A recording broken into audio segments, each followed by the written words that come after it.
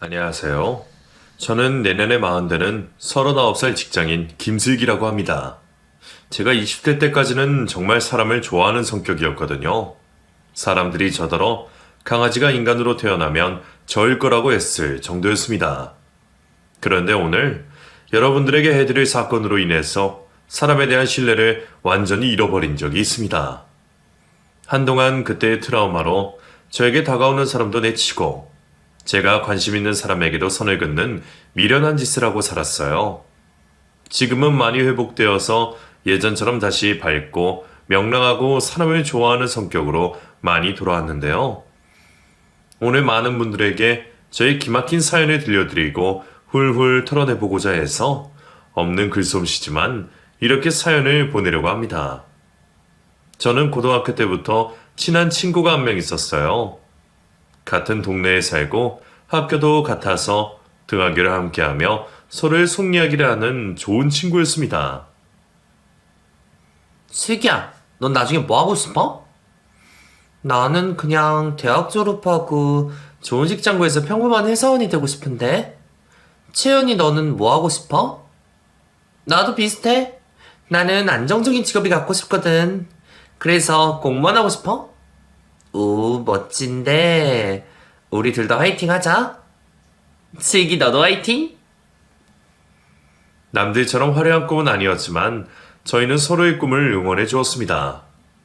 그리고 대학에 가서는 고등학교 때보다는 자주는 아니지만 주기적으로 만나면서 서로의 일상을 공유했어요.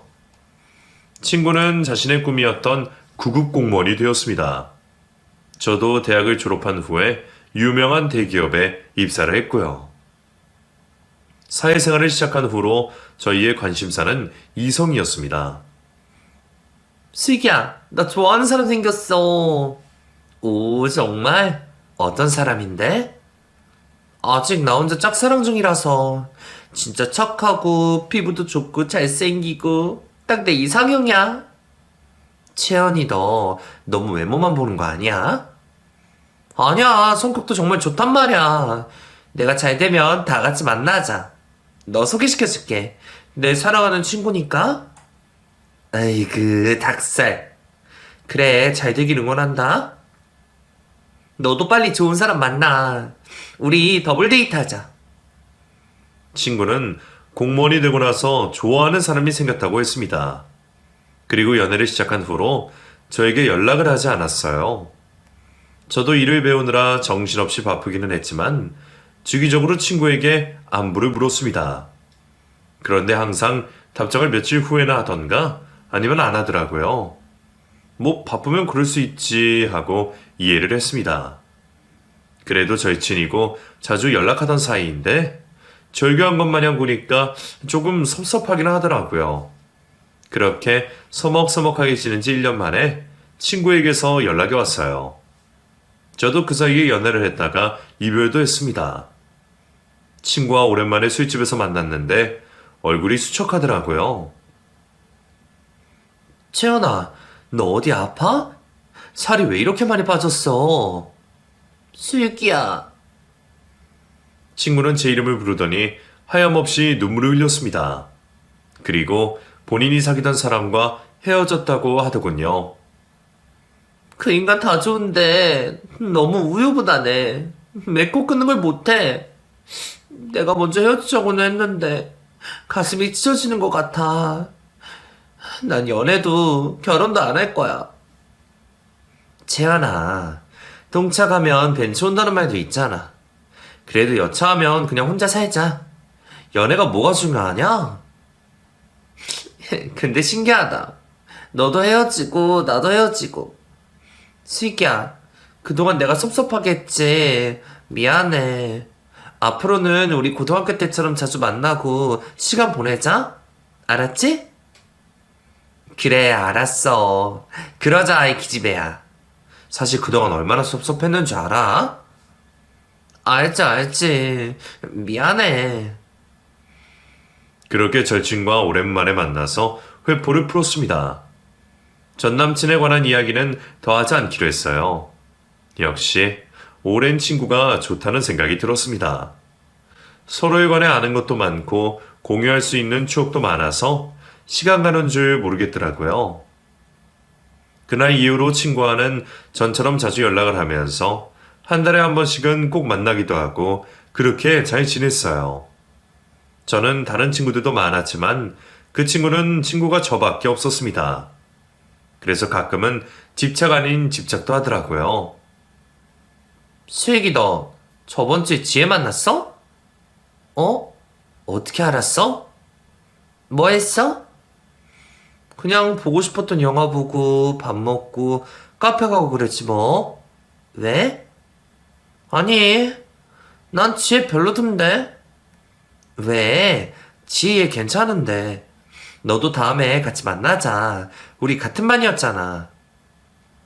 야, 넌 생각이 있냐? 나 지혜 걔랑 완전 절교했잖아. 앞으로 나 만날 때 지혜 얘기하지 마. 너도 지혜 자주 만나지 마. 걔 별로야, 진짜. 너 나랑 더 친해? 지혜랑 더 친해? 무슨 그런 말에 대답 못하는 거야? 실망이다. 아니야, 당연히 채연이 네가 내 베스트 프렌드지. 집착도 집착인데 채연이와 만나면 거의 제가 돈을 썼습니다. 그 친구보다 제가 연봉이 2배 이상 많았거든요. 공무원 월급 반하고 그 친구의 집안 사정도 좋지 않은 걸 알고 있었기 때문에 자연스럽게 밥값이며 술값이며 커피값까지 다 제가 내게 되었습니다. 지금 생각해보니 제가 가스라이팅을 당한 것 같기도 하네요. 채연이와 만나고 나면 즐겁기는 했지만 한편으로는 찝찝한 느낌도 없지 않아 있었어요. 저도 사람인지라 가끔은 너무 얘는 돈을 안 쓴 게 아닌가, 왜 나만 이렇게 써야 하지? 하는 섭섭한 생각이 들기도 했습니다. 나중에는 제가 돈을 내는 걸 당연하게 여기더라고요. 슬기야, 나 먼저 나가 있을게. 잘 먹었어? 그래. 당시를 돌이켜보면 저도 좀 호구짓을 했네요. 아무리 친구라도 서로에 대한 배려를 일방적으로 저만 하고 있었으니까요. 그렇게 시간이 흘렀고 어느 날 친구가 저에게 소개팅을 해주겠다고 말했습니다. 슬기야, 너 남자 하나 만나볼래? 내가 아는 7급 공무원인데 사람 진짜 괜찮아. 너희 엄마 아빠 너 결혼하라고 야단이 싫다며. 소개팅? 나 그런 건 오글거려서 못하는데. 야, 한 번만 만나봐. 나도 썸 타는 사람 있는 거 알지? 우리 이번에는 진짜로 더블 데이트 하자. 그래? 그럼 한번 만나나 볼까? 그런데 말만 하고 언제 만날지 약속을 정하지 않더라고요. 그래서 그냥 소개팅은 파토가 났나 보다 했습니다. 그리고 친구와 만나서 자주 가던 맥주집에서 맥주를 마시고 있었어요. 이런저런 이야기를 나누는데 웬 멀끔하게 생긴 남자가 저희 테이블로 다가와서 채연이에게 말을 걸었습니다. 채연아! 그 사람을 보고 채연이 잠시 표정이 굳는 게 느껴졌어요. 그리고 표정을 바꾸더니 환하게 웃으며 말했습니다. 웬일이야? 아, 맞다. 여기 내 친구 슬기. 슬기야. 내가 지난번에 말했던 사람이야. 너 소개시켜준다고 했었잖아. 동현씨, 혼자 온 거야? 우리랑 합석해. 아니, 친구랑 둘이 왔는데 합석해도 돼? 당연하지. 슬기야, 괜찮지? 그래, 뭐.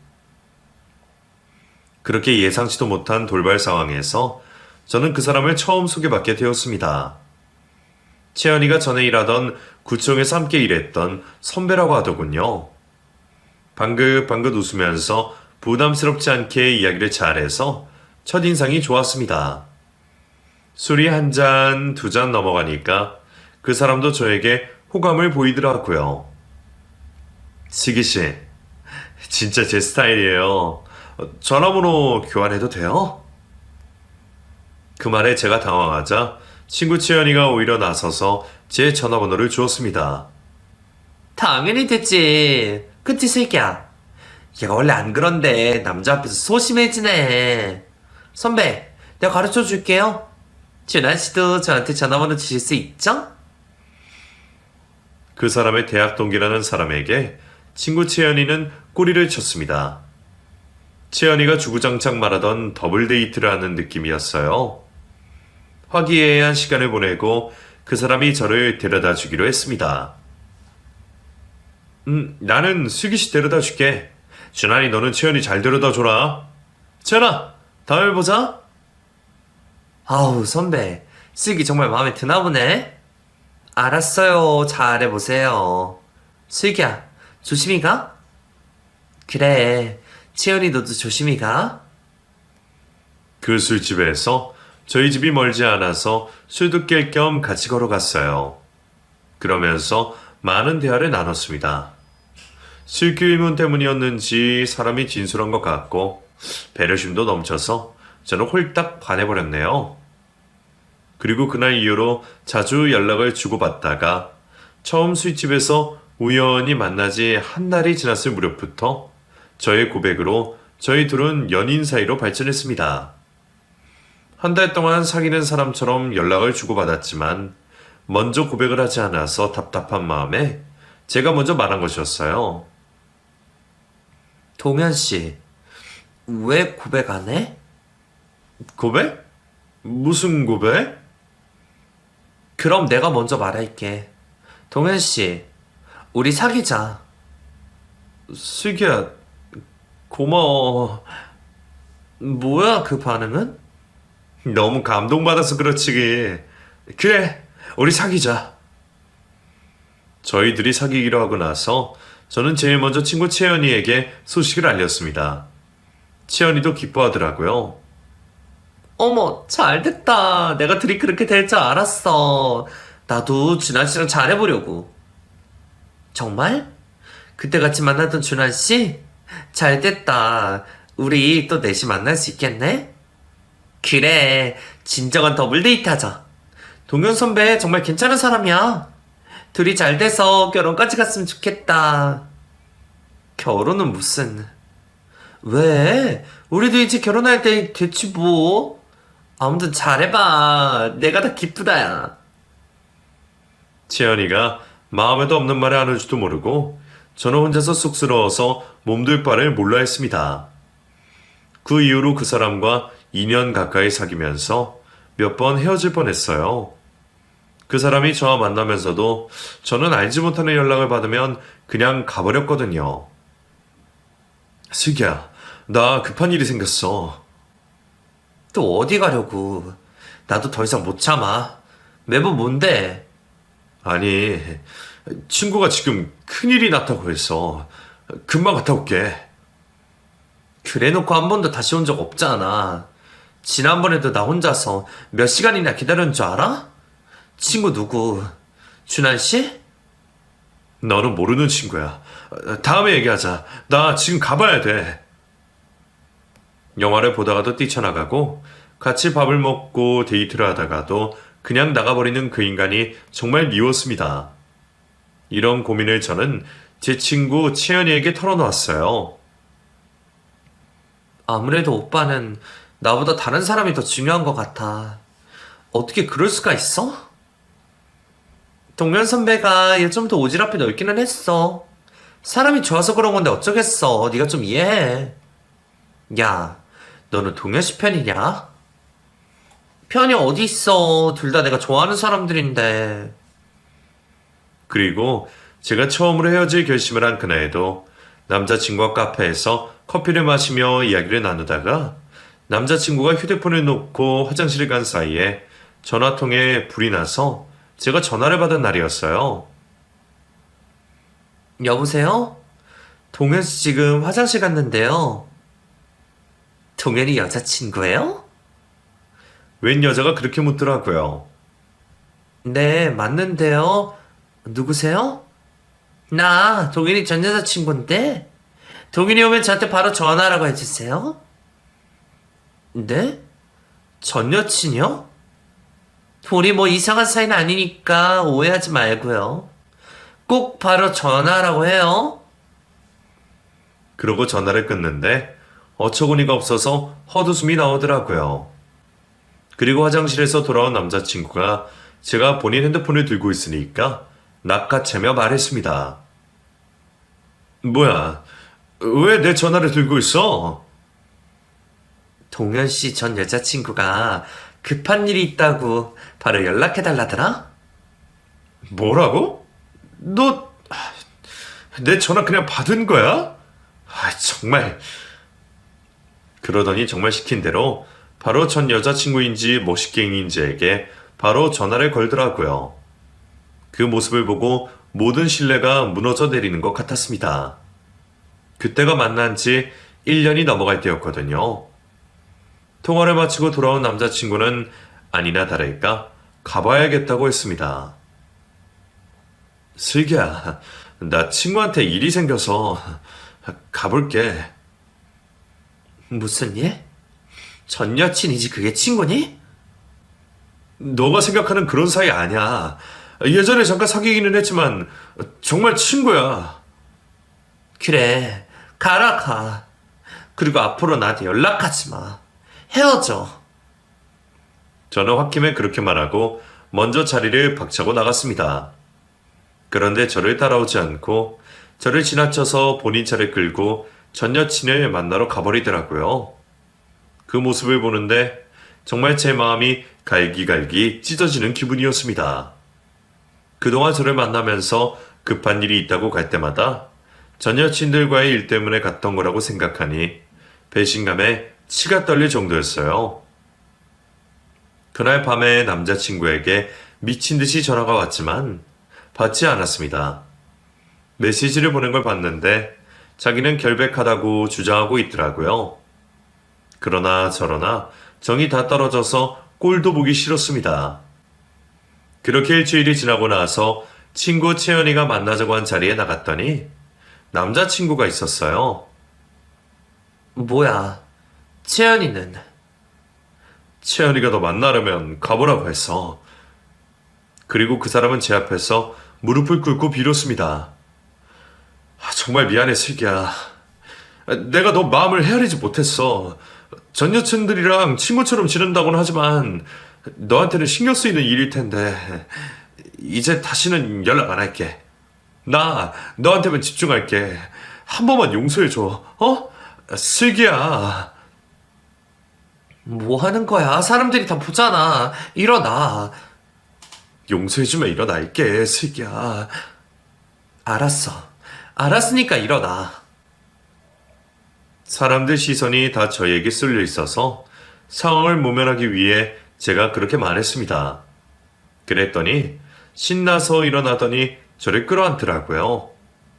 제 화가 다 풀린 건 아니었지만 그래도 많이 반성을 했나 보다 생각했어요. 그리고 사실 더 큰 문제가 있었습니다. 그날 다시 만나기로 결심하고 술에 취해서 저는 정신을 잃어버렸습니다. 그리고 한 달 후에 제가 임신을 한 걸 알게 되었어요. 설마 아니겠지 하면서 산부인과에 갔더니 임신 5주 차라고 했습니다. 병원에서 나와서 그 사람에게 전화를 걸어서 사실을 털어놨더니 정말 기뻐하더라고요. 슬기야, 정말이야? 나 아빠 되는 거야? 슬기야, 고마워. 우리 결혼하자. 그날 전화로 청혼을 받았습니다. 아이도 임신했겠다 진퇴양난의 상황이었어요. 그래서 배가 부르기 전에 급하게 결혼을 하게 되었습니다. 제 결혼식장에 온 친구 채연이는 남자친구와 함께 와서 저희를 축하해 주었습니다. 둘이 정말 결혼을 하네? 축하해. 여기는 내 남친. 전에 만나던 사람과 다른 사람이어서 저는 내심 놀라는 마음이었지만 티를 내지 않고 인사를 나눴어요. 그리고 둘이 있을 때 물어봤습니다. 저 사람은 누구야? 준환 씨랑 언제 헤어졌어? 헤어지지 꽤 됐어. 그나저나 너 임신했다며? 정말 대단하다. 그걸 어떻게 알았어? 네가 나한테 말해... 아, 맞다. 동현 씨가 말했구나. 동현 씨가? 너한테? 지난번에 고민이라고 나한테 털어놨었어. 야, 아무튼 결혼하다니. 너한테 좋은 옷 한 벌 해야 하는 거 알지? 기다릴게. 축하해. 저와 남편은 속도 위반을 한 걸 일단 지인들에게는 숨기기로 했었거든요. 그런데 채연이에게 고민이랍시고 털어놨다고 하니 머릿속이 혼란스러웠습니다. 하지만 결혼식 날이었고 정신이 없어서 그것에 관한 찝찝함은 금방 잊어버렸어요. 저희는 정말 번갯불에 콩 구워 먹듯이 빠르게 결혼을 했습니다. 배가 불러서 티가 나기 전에 하고 싶었거든요. 그때가 임신 3개월 차였어요. 입덧이 있어서 가만히 있어도 배멀미를 하는 기분을 느끼고 있는 상태에서 결혼식까지 치르고 저는 며칠을 알아 누웠습니다.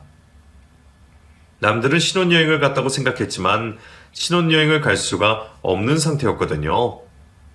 그 와중에도 남편은 뭐가 바쁜지 퇴근도 늦게 하고 연애 초반처럼 저를 살뜰히 챙겨주지 않았습니다. 오늘도 야근해? 도착하면 10시 넘을 거야. 먼저 자. 왜 그렇게 바빠?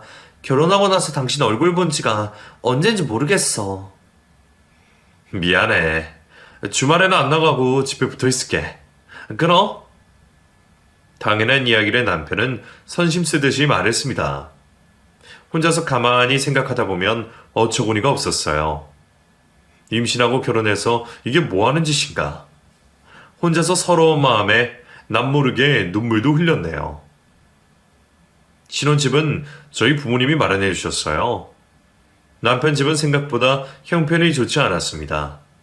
사귈 때는 본인 부모님이 사업을 하신다니 하면서 여유로운 척을 했는데 알고 보니 작은 구멍가게를 하고 계셨어요.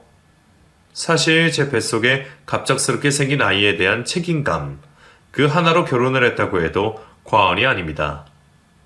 그래도 연애 때처럼 전 여친들과 연락을 하지 않는다고 생각해서 그건 다행이라고 여겼습니다. 그런데 그것도 얼마 가지 않았어요. 결혼하고 한 달이 지났을 무렵에 주말에 저희는 교회로 여행을 가기로 했습니다.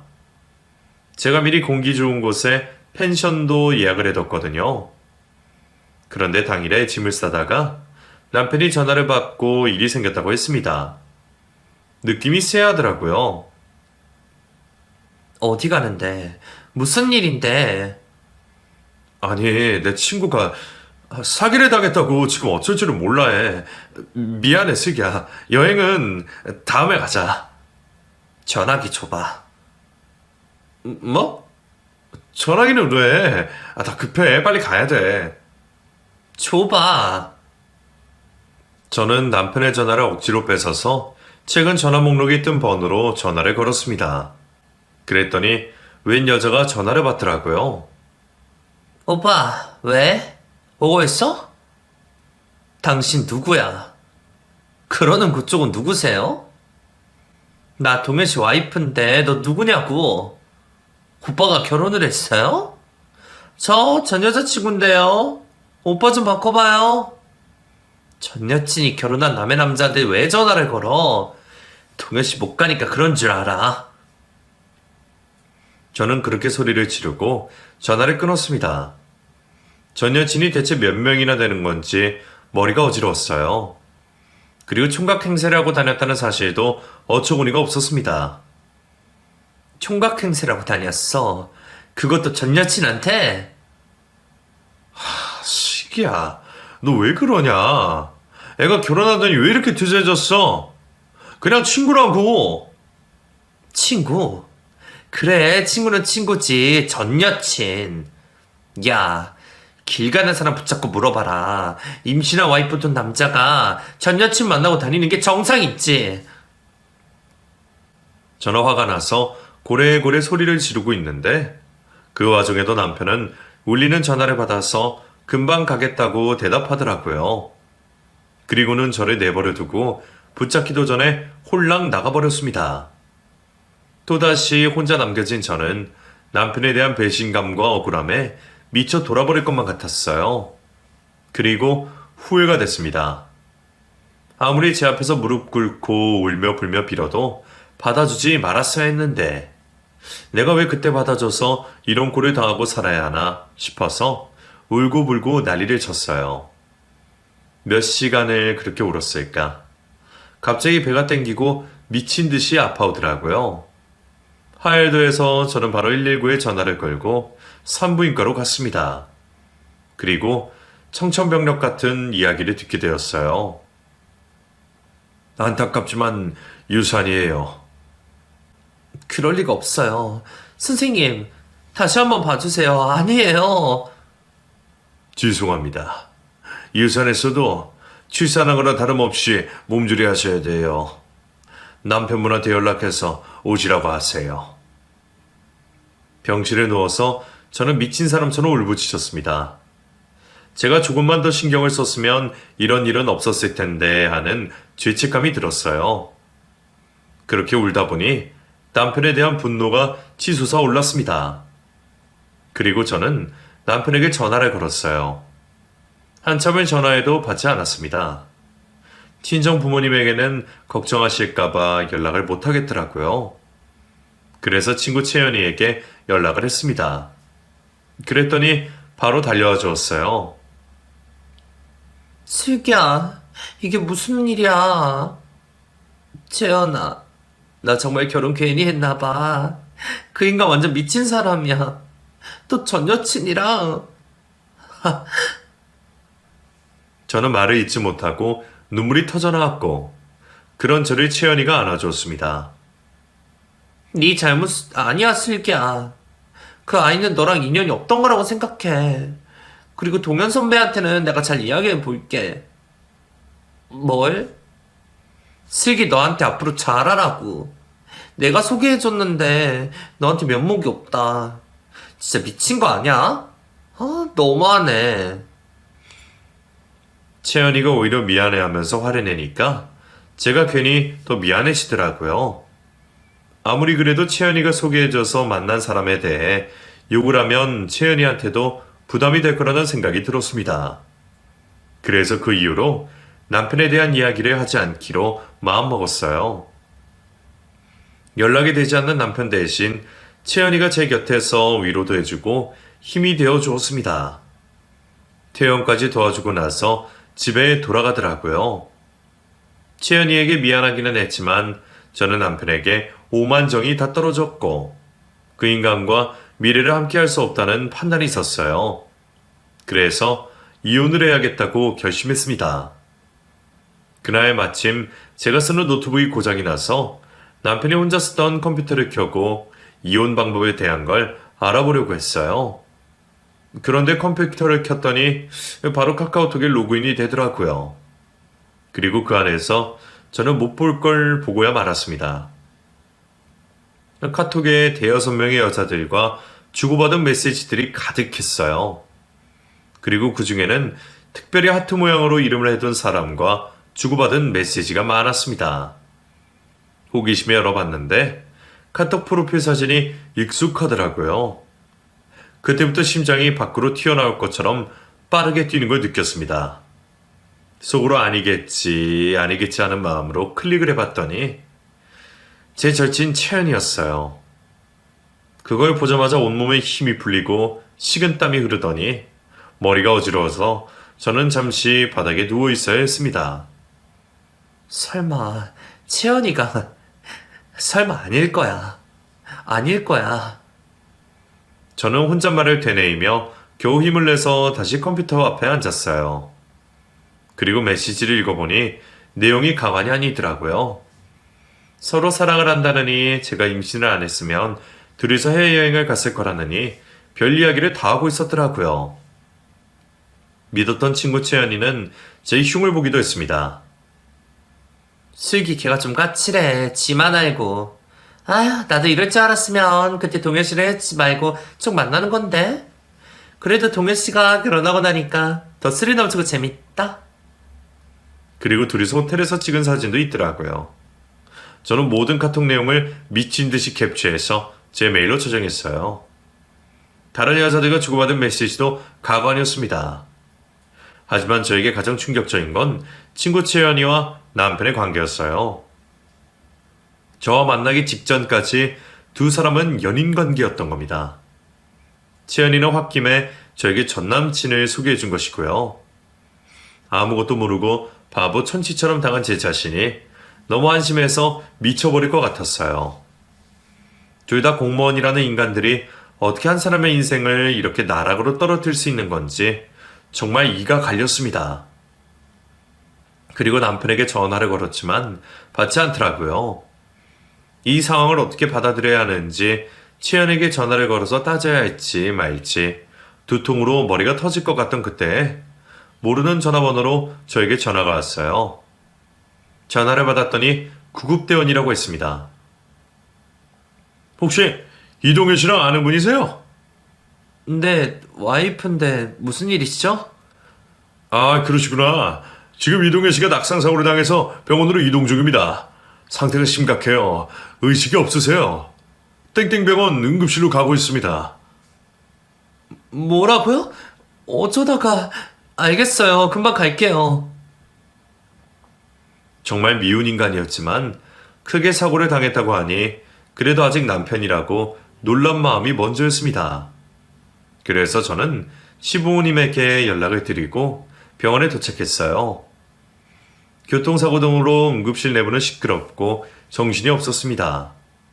그 와중에 저는 제 남편의 이름을 대며 남편을 보러 왔다고 말했어요. 저 이동현 와이프인데요. 동현 씨 어딨어요? 많이 다쳤어요? 제가 말했더니 간호사가 차트를 살펴보고 저에게 대답했습니다. 네? 지금 보호자분 와 계시는데요. 와이프인 줄 알았는데. 조금 있으면 수술 들어가야 해서 보호자 1인만 면회가 됩니다. 그게 무슨 말이에요? 와이프는 전데... 설마... 저는 그 순간 머릿속이 핑 돌더라고요. 그리고 간호사를 뿌리치고 남편 이름이 적힌 침대를 찾아갔습니다. 그 안에서 울음소리가 들렸습니다. 동현 씨, 이렇게 가면 안 돼. 동현 씨, 이혼하고 나랑 살자. 일어나. 목소리가 익숙한 목소리더라고요. 커튼이 쳐져 있어서 저는 커튼을 열어 젖혔어요. 그랬더니 아니나 다를까 채연이 그년이 의식 없이 엉망이 된 남편 옆에서 울고불고 난리가 나서 소리를 지르고 있었어요. 그리고 저를 보더니 깜짝 놀라더라고요. 슬기야. 야, 네가 이 인간 와이프냐? 참, 이리 나와. 저는 두 말 없이 채연이 그년의 치렁치렁한 머리끄댕이를 붙잡고 끌고 나가려고 했습니다. 그런데 제 팔을 잡고 버티면서 나가지 않으려고 하더라고요. 그리고 오히려 저를 망나니 취급을 했습니다. 슬기 너 뭐하는 짓이야 이 와중에. 동현 씨 죽으면 어떡하려고. 저딴 더러운 자식 뒤지든 말든 채연이 니는 목숨이라 걱정해. 이리 나와. 그때 도착한 시부모님도 저와 채연이 그년이 하는 언행을 다 목격해서 당황해서 어쩔 줄 몰라 했습니다. 그런데 놀라운 건 채연이 그년이 저희 시부모님에게도 인사를 하더라고요. 어머니 아버지 얘 좀 알려보세요. 우리 시부모님이랑도 잘하는 사이니? 그래요? 그러자 시어머니가 대답하더라고요. 전에 우리 집에 인사 오긴 했었는데 얘가 왜 여기 있냐? 그나저나 우리 동현이 어디 있어? 동현아. 채연이 그년이 시부모님에게 인사까지 드렸었다는 사실에 저는 기함을 했습니다. 그리고 간호사는 응급수술을 진행해야 한다며 보호자 서명을 부탁했어요. 저는 시부모님에게 서명하시라고 한 뒤 채연이 그년을 끌고 병실 밖으로 나갔습니다. 너 언제부터야? 일부러 그런 거야? 어떻게 그럴 수가 있어? 너 내 친구 맞아? 야, 한채영. 이거 놓고 말해. 김슬기. 네가 눈치가 없어서 당한 걸 날더러 어쩌라고. 야, 동현 씨가 너보다 날 더 사랑한 건 아냐? 동현 씨는 네가 임신한 그 아이 지우기를 바랬는데 내 부탁으로 너랑 억지로 결혼까지 한 거잖아? 뭐? 그걸 말이라고 해? 미친년아. 네가 어떻게 나한테... 저는 힘이 빠져서 주저앉았고 그 사이에 채연이 그녀는 주랭랑을 쳐버렸습니다. 이왕 이렇게 된 거 어쩌겠냐? 너 애 유산까지 했잖아. 그냥 이혼을 하든가. 지금 동현 씨 생사가 왔다 갔다 하는 마당에 뭐가 그리 중요하냐? 징그럽다, 징그러워. 오히려 저를 악마 취급하며 막말해야 되고 도망가는 채연이 그녀의 뒷모습을 보고 저는 구역질이 나왔습니다. 그리고 저는 그 다음날 연차를 쓰고 이혼 전문 변호사를 찾아갔어요. 이왕 악마 취급당한 거 끝까지 가보자는 생각이었습니다. 이혼 소송과 상간녀 소송을 동시에 진행하기로 결심했어요. 제가 증거를 잘 모아가서 변호사가 소송 진행하기 수월하겠다고 말했습니다. 혹시 공무원이 외도한 사실을 알게 되면 징계 처리도 받나요? 그럼요. 파면까지 당할 수 있어요. 거기까지 원하세요? 네. 제 인생 망친 만큼 꼭 복수하고 싶어요. 그렇지 않으면 저 속 터져서 죽을 것 같아요. 그러시죠. 기운 내시고 제가 열심히 해보겠습니다. 그렇게 일주일이 지났을까 소장이 시부모님 댁으로 날아갔는지 시아버지가 저에게 전화를 했습니다. 즐기냐? 네, 아버님. 무슨 일이세요? 도균이 수술 잘 됐다. 다행이네요. 위험한 고비는 넘겼는데 의사가 척수 손상 때문에 하반신 마비가 될 거라고 하네. 그 말을 듣고 조금 놀라기는 했지만 저는 냉정해지려고 했습니다. 그래서 뭐요? 할 말 없으시면 끊을게요. 도균이가 잘못한 거 알아. 네가 동현이 좀 품어주면 안 되겠니? 이 와중에 이혼이 웬 말이야? 이 소송 취하해라. 어? 그건 다른 이야기고요. 솔직히 어머니 아버님도 동현 씨가 제 친구 채연이랑 그렇고 그런 사이였던 거 다 아셨잖아요. 맞죠? 다 한패거리잖아요. 아니 나는 더 나쁜 말 나오기 전에 전화 끊을게요. 다시는 저한테 이런 전화하지 마세요. 그리고 소송을 진행하면서 새롭게 알게 된 건 남편이 그런 낙상사고를 당한 것이 전 여친과 등산에 가서 둘이서 쇼를 하다가 실수로 발을 헛디뎌서 낭떠러지에서 떨어져서 사고를 당한 것이라는 걸 알게 되었습니다. 채연이 말고 또 다른 전 여친과 말이에요. 그 전 여친은 놀라서 신고만 하고 자취를 감춰버린 거였습니다. 참, 얼마나 기운이 남아 돌았으면 한 명도 아닌 여러 명과 동시에 외도를 하고 있었던 건지 그냥 어이가 없었어요. 그리고 그에 합당한 벌을 받았다는 생각도 들었습니다. 하반신 불구가 되었으니 말이에요. 그 인간이 회복될 때까지 소송은 한없이 미뤄졌어요. 상간녀 소송은 진행되었고 처음에는 해보려면 해보라고 자신 있어 하던 채연이 그년도 저를 회유하기 시작했습니다. 슬기야, 우리 그만하자. 누구 좋으라고 이런 일을 하냐? 내가 합의금 줄게. 소송 취하해. 뭐? 웃기지도 않네. 야, 그깟 돈 몇 푼으로 뭘 어쩌겠다고. 너 네가 지은 죄가 뭔지 알기는 해? 알아. 정말 미안해. 그래도 우리 절친이잖아. 용서해줘. 넌 한 인간의 인생을 완전히 나락으로 가게 했어. 너도 그 기분 느껴봐야지. 너 평생 나 만만하게 봤지? 이제 내가 너한테 당한 거 그대로 돌려줄게. 기다려. 그리고 소송을 하면서 채연이 그년이 다른 유부남과도 만나고 있었다는 사실도 알게 되었습니다.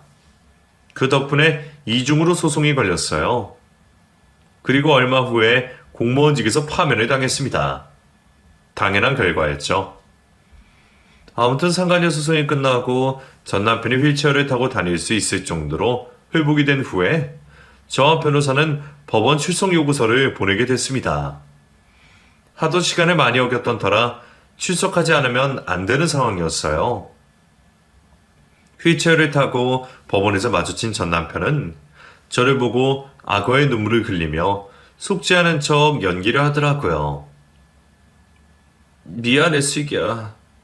나 이제 알았어. 내가 무슨 짓을 저질렀는지. 내가 평생 네 옆에서 다 갚아줄게. 다른 여자 쳐다도 안 볼게. 미안해. 내가 우유부단해서 그랬어.